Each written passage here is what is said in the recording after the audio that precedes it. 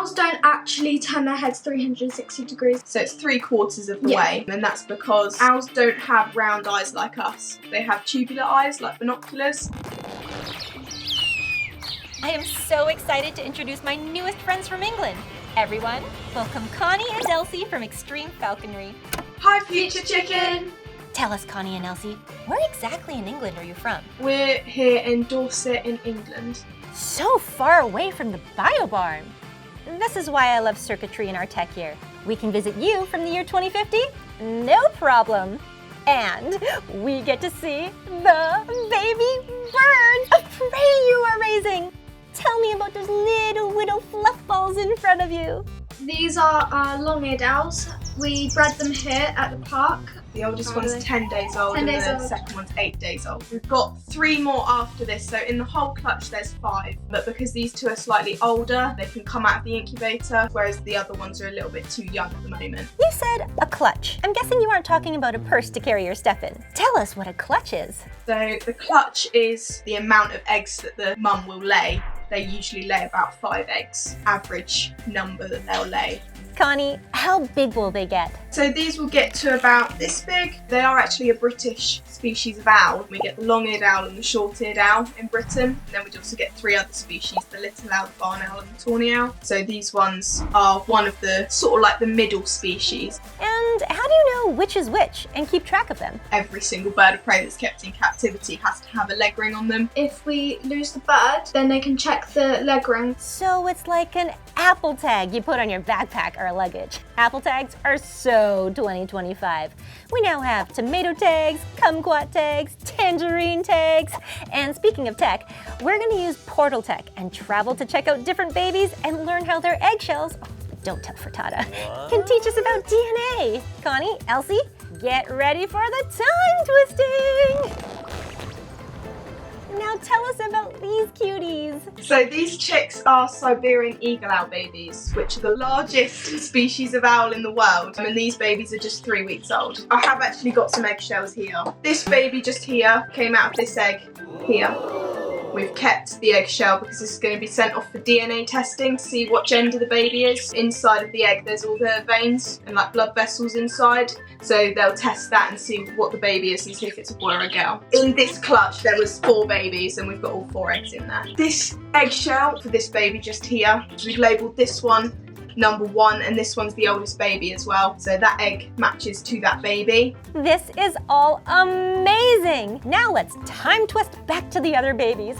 So much fluff, so much cuteness. Tell us about what a falconer is. A falconer is a highly trained person how to fly birds. So basically you have to go through a lot of training feeding baby birds such as these. So Connie and I, when we were little, used to feed baby birds. Then it kind of leads up to smaller birds and then you gradually start to get bigger birds to fly. Can anyone be a falconer? And how can you start? You definitely do have to have a passion for it. Pick a species and learn about it. That was the first thing that I did. So when I was about age 9, I chose one species of bird and that was a kestrel because they were what I loved. They were my passion. And I learned everything there was to know about kestrels. And that was eventually then my first bird that I trained and flew.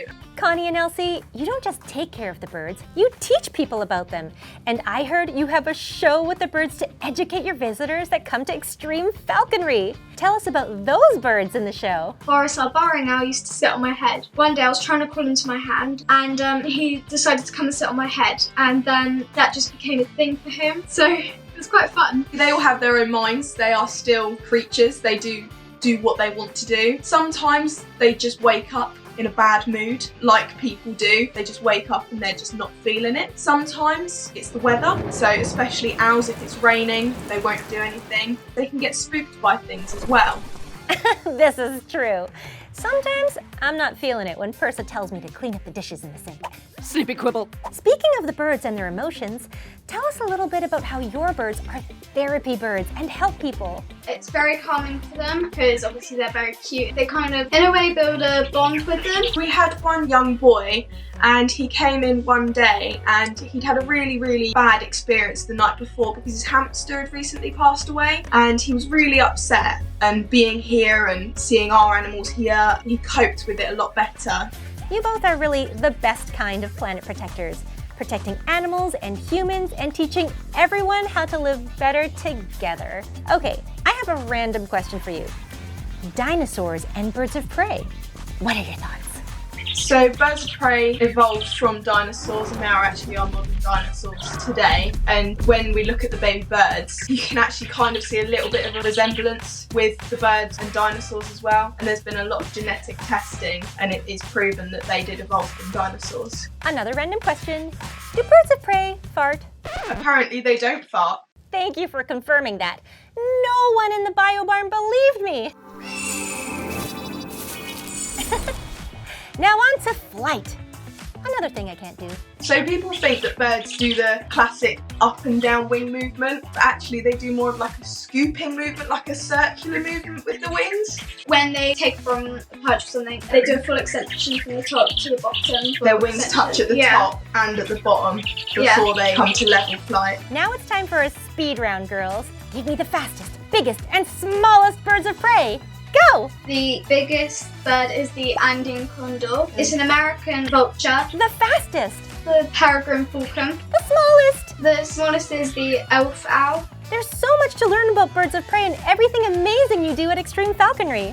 Now make sure you all like and subscribe to our channel to meet more amazing planet protectors. Bye, Connie. Bye, Elsie. Bye, future chicken. Future chicken.